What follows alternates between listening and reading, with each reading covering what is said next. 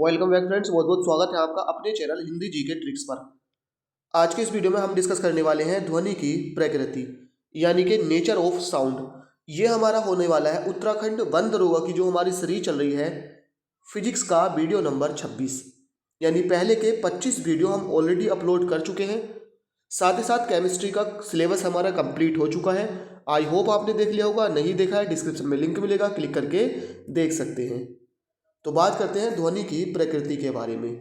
तो वे तरंगे जिन्हें संचरित होने के लिए किसी माध्यम यानी कि ठोस, द्रव या गैस किसी भी माध्यम की आवश्यकता होती है, यांत्रिक तरंगे कहलाती हैं।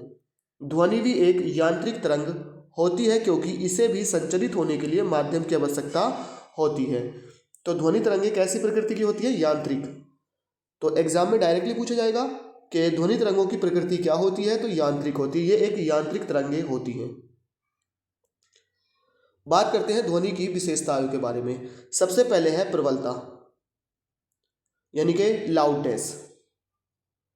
यह ध्वनि का वह गुण होता है जिसके कारण ध्वनि धीमी या तेज सुनाई पड़ती है।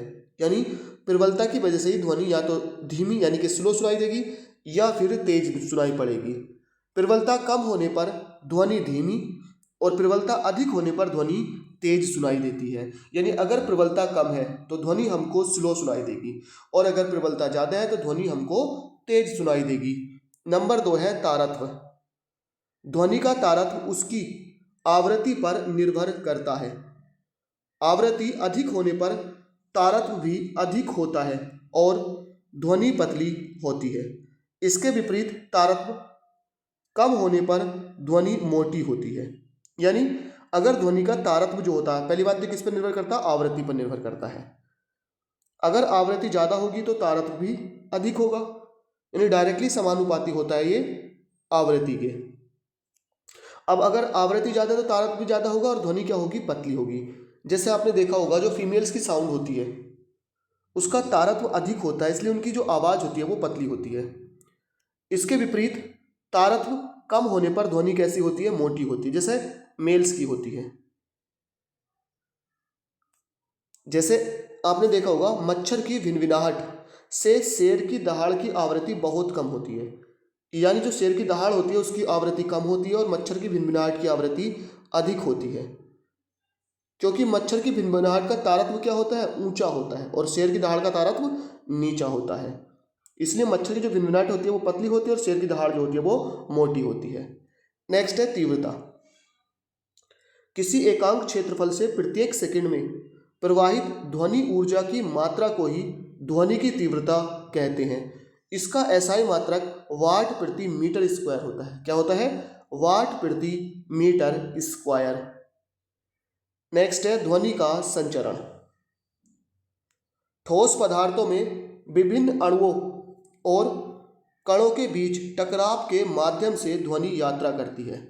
यानी जो ठोस पदार्थ होता है इसमें जो कण होते हैं उनके बीच टकराव से क्या करती है? ध्वनि यात्रा करती है।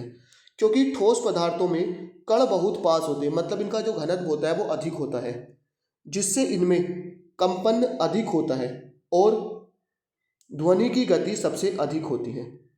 यानी यहाँ पर क्या होता है? ध्वनि की जो गति होती है वो सबसे ज़्यादा होती है। क्यों? देखो ध्वनि की जो गति डिपेंड करती है वो घनत्व पर डिपेंड करती है। घनत्व जितना ज़्यादा होगा ध्वनि की गति उतनी ही ज़्यादा होगी, क्योंकि ठोस का घनत्व सबसे ज़्यादा होता है तो ध्वनि की गति इसमें सबसे ज़्यादा होती है। द्रवों का घनत्व ठोसों से कम तथा गैसों से अधिक होने के कारण इनमें ध्वनि की चाल, ये चार नहीं है चाल है, चाल ठोस से कम तथा द्रव से अधिक होती है। किसमें? यानी ठोस से कम तथा गैस से अधिक होती है। यहाँ पर ये ध्यान रखना गैस है, क्योंकि जो द्रव होते हैं द्रवों का जो घनत्व होता है वो ठोस से तो कम होता है लेकिन गैसों से ज़्यादा होता है। तो इसलिए इनमें जो ध्वनि की चाल होती है वो ठोसों से कम होती है और गैसों से अधिक होती है, गैसों से अधिक होती है। बात करते हैं गैस की। गैसों में ध्वनि का संचरण गैस के तापमान तथा घनत्व पर निर्भर करता है। किस पर? टेम्परेचर और घनत्व पर। क्योंकि देखिए गैस को अगर कंप्रेस करके हम भर देते हैं तो उसका घनत्व बढ़ जाता है तो ध्वनि की चाल वहाँ पर बढ़ जाएगी, और अगर गैस को फ्रीली छोड़ देते हैं, खुले में छोड़ देते हैं, तो उसका घनत्व क्या हो जाएगा? कम हो जाएगा, तो ध्वनि की चाल उसमें कम हो जाएगी। इसमें संचरण ठोस और द्रव से कम होता है, यानी दोनों से कम होता है। बात करते हैं निर्वात।